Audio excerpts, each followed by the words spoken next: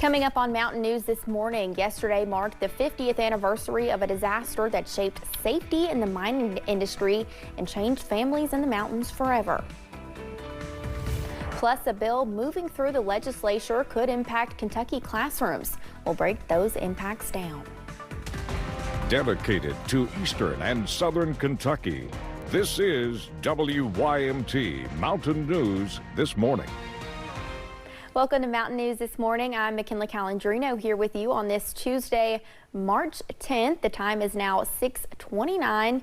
Let's check in with First Alert meteorologist Megan Desmal for a look at your forecast this morning. Megan, I keep thinking it is like Thursday or Wednesday. I can't say Tuesday today. I don't know why. Meanwhile, I think it's Monday. I just had the longest yawn ever. I did not think I'd be able to stop the yawn before the first weather. But let's talk about that weather, right? Let's hop right into the forecast. Looking at some of the rain picking up this morning, especially for those folks in Wayne County and for those in southern Pulaski County. More rain is on the way as this continues to track to the east throughout the day. Now, in terms of high temperatures, well, we have to go from the 50s and 60s of this morning into those warmer temperatures by the afternoon, getting into the upper 70s. So again, very warm forecast on the way once again for your Tuesday, and we'll continue to see those temperatures warming into your Wednesday, seeing the warmest temperatures of the week Wednesday afternoon. Now, in terms of today's forecast, though, highs will be around that 4 o'clock time frame. Seeing the sun starting to poke out as we're going into sunset time frame. McKinley. Thank you, Megan. Yesterday marked the 50th anniversary of a disaster that shaped safety in the mining industry and changed mountain families in the mountains forever. The first of the two explosions at the Scotia mine in Letcher County, March 9th in the 1976, a disaster that claimed the lives of 26 men. Community members in Letcher and Harlan counties gathered together with family and friends of the men who died and the folks who went in to help the survivors escape. Those in attendance say it is a recognition that should have taken place years ago, meeting on the mine property to honor the lives lost before gathering at the Kentucky Coal Mining Museum to thank those who went into the danger zone to search for those victims and bring others to safety.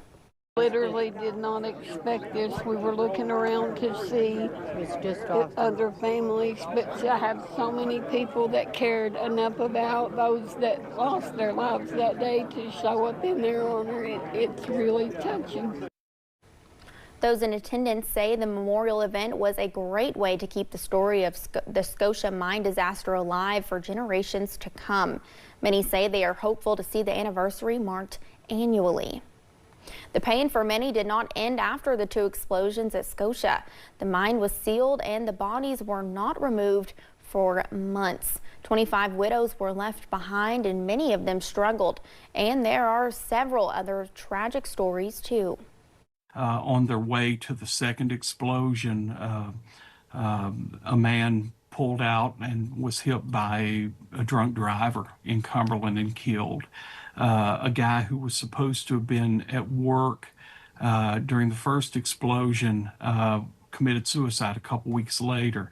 While they're doing the remediation before they reopen the mine, one of the young men working there is killed in a car accident on his way to work. And then one of the stories, one of the closest friends of some of these guys who were killed, who was actually in a supervisory role on the first day, he ended up drinking himself to death within a year or so. UVA-Wise history professor Brian McKnight had written a book about the Scotia disaster. You can hear more from him on Issues and Answers by heading to our website at WYMT.com. Governor Andy Beshear has vetoed his first bill of the 2026 legislative session. House Bill 314 would have reorganized the Kentucky Communications Network Authority, the group tied to the state's Kentucky's Wired project. In his veto message, Beshear says the bill would create confusion about who was responsible for managing the network and could disrupt operations. The governor also warned the changes could put existing contracts and the state's broadband infrastructure at risk. Lawmakers could still try to override the veto before the legislative session ends. This week, firefighters from throughout the country are in the nation's capital, pushing lawmakers to support legislation aimed at protecting first responders. Vice President J.D. Vance addresses hundreds of firefighters in Washington, D.C. First responders walked the halls of the Capitol for the International Association of Firefighters Legislative Conference, meeting with lawmakers and pushing for policies to keep firefighters safe on the job. Vance praised their service and shared a personal story, crediting firefighters and EMTs with helping during his mother's struggle with opioid addiction. Now, when a firefighter, when one of you becomes ill or, God forbid, loses your life because of cancer that was developed in the line of duty, their families are entitled to federal benefits that they earned. One of the major issues this week is legislation being aimed at protecting firefighters from the forever chemicals linked to cancer found in some protective gear and firefighting foam. A bill moving through the legislature could impact Kentucky classrooms. Senate Bill 351 wouldn't allow teachers to be certified if they've been diagnosed with a specific disorders excluded from the Americans with Disabilities Act. Lawmakers want to use the language from the DSM-3, which was used when the ADA was passed in 1990. Opponents argue those definitions are outdated and could target transgender and non-binary teachers. We have a lot of confusion with children out there, and it begins with teachers who have confusing pronouns that the kids are grappling with. I don't think there's anything to say here other than this is a disturbing bill. Even if you, which you can't, took the trans part out of it, you're still talking about using a system that's no longer in existence. The bill has been sent to the Senate's Committee on Committees. Senator Williams says he expects it to go under revisions. The University of Kentucky is funding around $7 billion in improvements to its campus. The Herald Leader reports UK has already spent close to $8 billion on campus renovations and expansion under their current president. A new student dormitory is expected to be completed this summer, and renovations at Whitehall should also be done around then too. And a new health education building is currently under construction. UK also has plans to build a fan entertainment district around Kroger Field, and the Board of Trustees purchased the Coliseum Plaza near campus last month. Nonprofit organizations that address food insecurity are preparing to feel the ripple of the effects of higher gas prices. Many organizations rely on volunteers to deliver meals to people in need. That includes drivers volunteering their time to deliver healthy meals to people in need who also feel the pinch. Higher fuel costs not only affects how food goes out, but also how it comes in.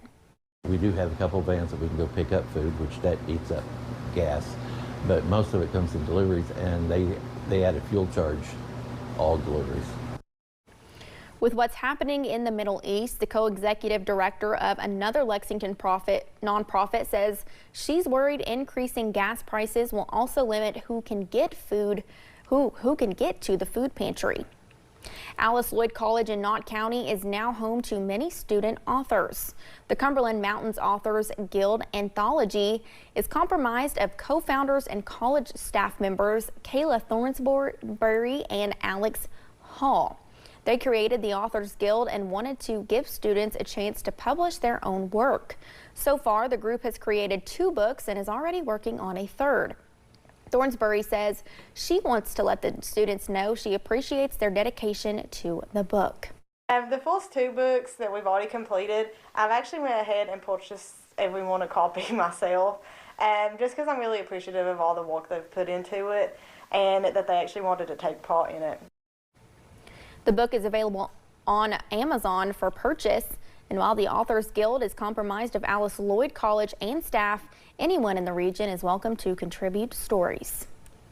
A retired Kentucky veteran is raising money to make sure those who serve have a community of their own long after their service. Mike Heeb is the founder of the Kentucky chapter of Heroes on the Water. It is a nonprofit that provides recreational wellness experiences for active duty, military, veterans, first responders, and their families. The main way they do that is through kayak fishing, hence the group name. Yesterday, Heeb posted a fundraiser for the effort. It puts folks in a pressure-free environment where they can be in a community together and they can have shared experiences and just kind of decompress, heal from any stressful events that they may have gone through. Heroes on the Water Kentucky will have another social event later this month.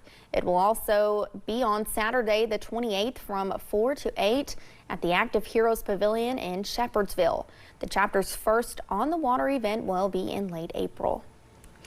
Kentucky Kingdom is searching for folks interested in keeping the fun going for their 2026 season. The theme park typically has 1,100 job openings each season. Everything from security and custodial to food and beverage and ride operations. More than half of last year's seasonal workers are expected to return this year, but they still need about 500 additional team members. Pay starts between $13 and $16 an hour, depending on the job. The average applicant is anyone that's just looking for an opportunity to make some extra cash, or it could be their first job. You know, this is a beginner job for a lot of our hosts that work here, but then we have folks that are looking for supplementary income, and that's a good job. This is a good opportunity to get that type of income. Workers also get free tickets for friends and family, as well as discounted tickets to other theme parks. Applications are available online. One of the founders of the Christian Appalachian Project has died. Bill Begley of Lancaster died Sunday, his children announced. Begley was one of the founders of the Christian Appalachian Project in Lancaster in the 1960s, which had the goal of helping families in Appalachia escape poverty. Begley was retired as the vice president of the development for the organization in 2000. His visitation will be on March 21st at St. William's Catholic Church. We're still watching those nice comfortable temperatures this morning in a mixture of the 50s and 60s. Currently 52 degrees in Boonville, 54 in London, 60 in Williamsburg, and 61 for Monticello and Somerset. By the afternoon, everyone's looking at those upper 70s though, so another warm day ahead. Unfortunately though, we do have some scattered showers in the forecast, and that's starting right now, as you can see on satellite radar. And we're picking up on those scatter shower activities mostly in Wayne County, Kentucky, although Pulaski is starting to see some of the rain, as well as portions of McCreary. That is going to continue throughout the day. So this is what you need to know as you're heading out the door. Expect those temperatures in the 60s, making it to the 70s by the time you're heading home with a lot of cloud cover. McKinley. Thank you, Megan. The time is now 6:41. Here's a look at what you'll see coming up on Mountain News this morning. A prescription for healthy groceries. I'm Natalie Brand with a look at how food pharmacies are helping patients and doctors.